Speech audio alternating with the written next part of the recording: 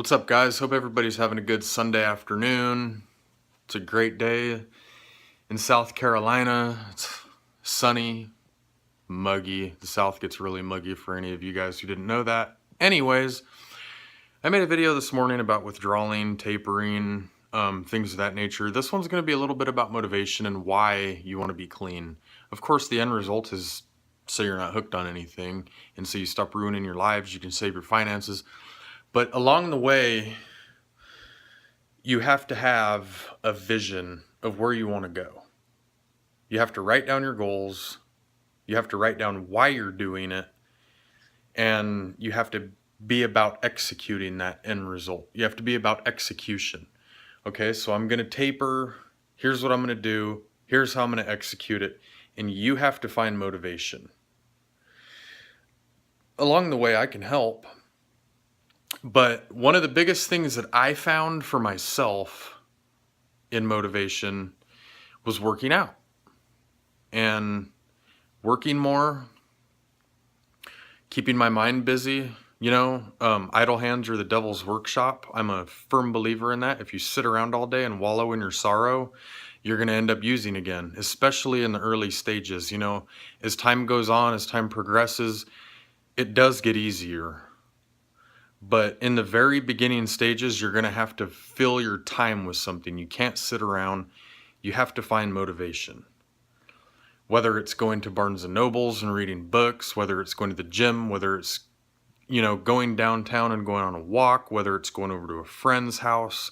You know, today after I made that video, I showered, went over to one of my buddies in his fiance's house, had some few cups of coffee with them, went to the gym. You have to fill your day with something useful. You have to be more social. You have to surround yourself with people who are like-minded. Not like-minded in the sense of, you know, they're using drugs, but you have to find friends who are positive influences. You know, people who will hold you up and lift you up instead of put you down. And, you know, I was told when I was still using that I would never be clean, that it would be rough, that I had this type of personality disorder, and that I was more, you know, blah, blah, blah. The list goes on. But when I was tapering, not a whole lot of people knew my situation. I was pretty much a one-man band. And I do kind of sort of believe that's what took me so long. I was afraid. I was honestly, in that 3 years that it took me to taper, the 5 years total that I was on Suboxone, but the last 3 years that I started tapering and, you know, full-fledged taper, I was scared to get off of it, you know, because you're used to using for so long, it becomes a part of who you are. Let's not lie. It becomes a part of who we are, or who you are. And one thing that you have to realize, especially if you're a one-man operation in this, is you have to be really mentally prepared, because it's a huge fucking challenge. It can be done.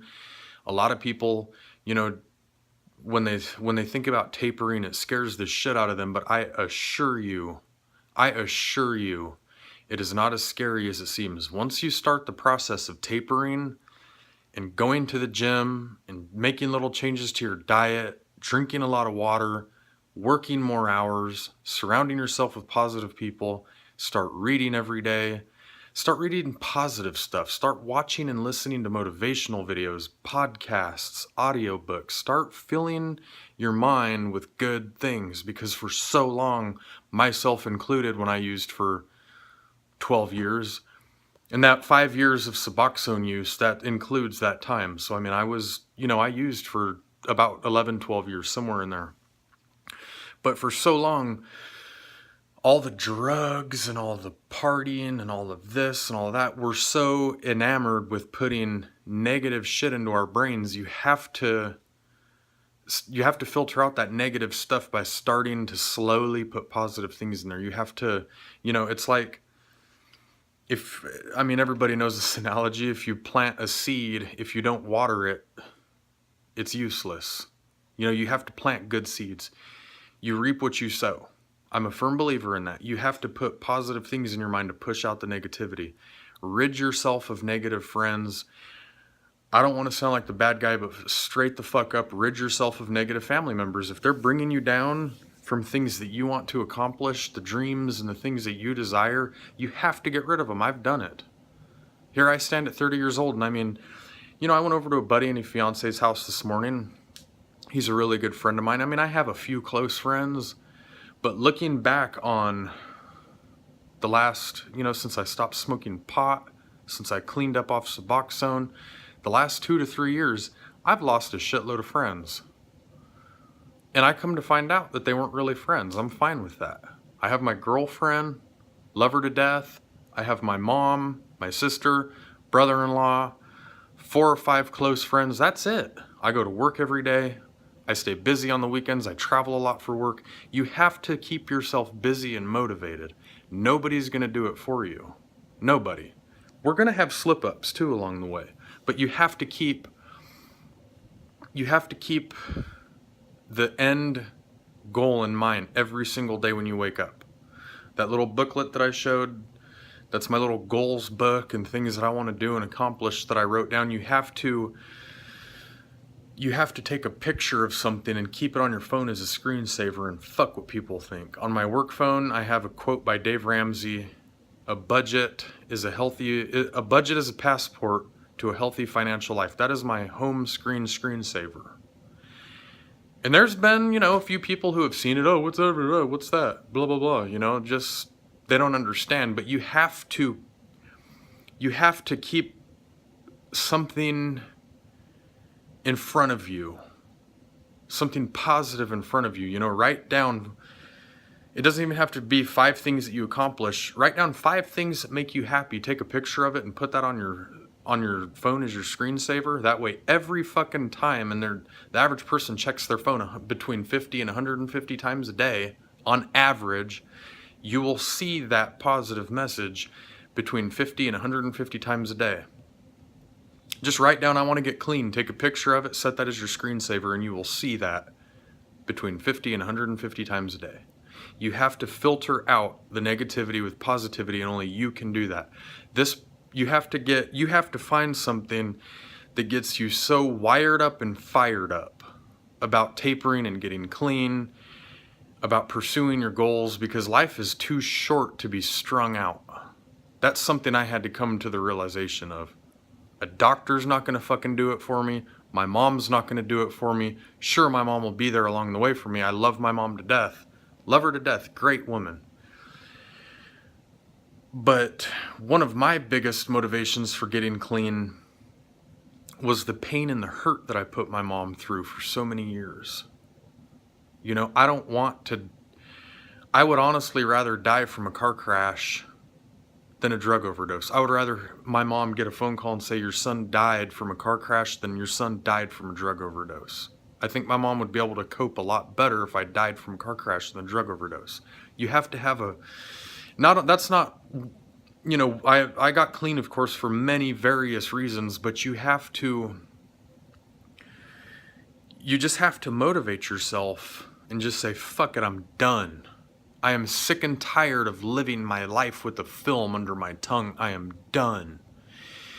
And until you have that moment, you'll never do it. You have to look yourself in the mirror and say, okay, dumbass, I got myself into this situation. I'm the only one that can pull myself out. And you can do it. You can do it. You are the only person that can do it. And it's hard. It's a long road, but it can be done. Start working out. Start your goal setting. Start reading. Every day, wake up with passion. Every single fucking day that you wake up, keep that goal in mind. I'm going to get there. I'm going to get there. And before you know it, you'll get there and you'll be free of it. It's a hard road. I'm not saying it's not hard, but everything starts with a goal. Everything starts with a goal. And one of my biggest things too is trying to stay as healthy as I can. I'm not perfect when it comes to dieting and eating, nobody is. But one thing I really look forward to is going to the gym. And you need to find something that you look forward to. you know, there's some days I hate going into work, but I also look forward to going into work. You have to find something that you look forward to that motivates you, you know? Go to the gym, put on some rap, listen to some beats, or put on some heavy metal and just get your blood flowing, you know, and just get in there and get a good workout and start on a good workout regimen, start eating healthier, start drinking water, start tapering, and before you know it, you're gonna feel so much better about yourself. You know, start reading self-help books. You know, there's so many different books out there. And I'm here for you. You know, if this video can reach out to anybody, I'm here for you, but at the end of the day, it is up to you. You are the one that makes the decision. Are you gonna do this? Are you not?